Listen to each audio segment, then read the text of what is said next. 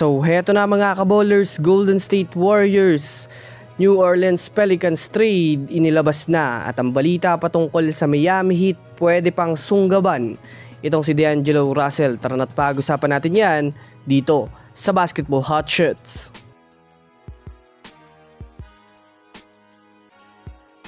Well, sa ngayon nga po mga kabowlers, hindi pa nga po finalize ang destination team ni D'Angelo Russell. Kasalukuyang napagkasunduan nga po ng Memphis Grizzlies at ng kampo ni D'Angelo Russell na po pwede nang i-trade o i-buyout itong si Russell.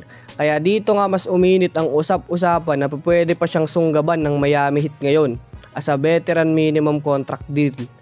Wala na rin naman reliable shooter ang Miami Heat ngayon. Pwede pa nilang sunggaban itong si D'Angelo Russell habang pwede pa nilang kunin si LeBron. Maaasahan itong si Russell ng Miami Heat sa pamamagitan ng playmaking, bench energy at 3-point shooting. Kaya masasabi nating masuswertehan nga ng Miami Heat kung sakasakaling mabuyout nila ito. May sapat pa naman silang pera para bigyan ng kontrata itong si D'Angelo Russell Di na rin naman kailangan ni Russell mag-step up ng malaki dahil si Giannis at Bam Adebayo kasama ang ilan sa kanilang starter ang bahala na sa opensa at depensa. Ang kakailanganin nilang gawin ni Russell ay maging playmaker at maging sharpshooter pa-improve ng kanyang shooting palalo dahil sa mga kick-out pass na pwedeng ibigay sa kanya. Habang abala ang lahat sa pag-aantay ng desisyon ni LeBron sa free agency, may ilang mga eksperto din ang gumagawa ng paraan para magkaroon ng Warriors ng matinding lineup para pumayag si LeBron na mag-sign sa kanila. Ayon sa bagong inilabas na trade proposal, bukod sa pagkuha ng Warriors kay Anthony Davis, pwedeng maibigay ng Warriors sina Jimmy Butler, Moses Moody, Brandon Podziemski kasama ang 3 unprotected first round picks na sasamahan pa ng 3 future pick swap sa Pelicans.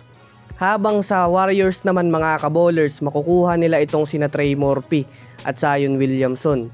Dahil sa trade na yan, maaaring magresulta ito ng win-win situation sa magkabilaang team.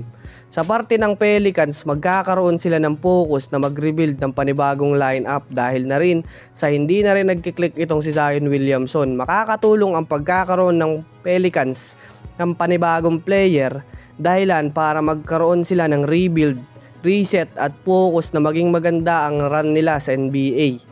Habang sa Warriors naman po pwedeng magkaroon ng GSW ng dagdag scorer na makakatulong kay Stephen Curry. Pwede rin naman nila itong gawing pang-akit kay LeBron James para mapapayag na mag-sign sa kanila. Zion Williamson at Trey Murphy. Masasabi nating matinding tandem yan para sa Warriors mga kabowlers na sasamahan pa ni LeBron.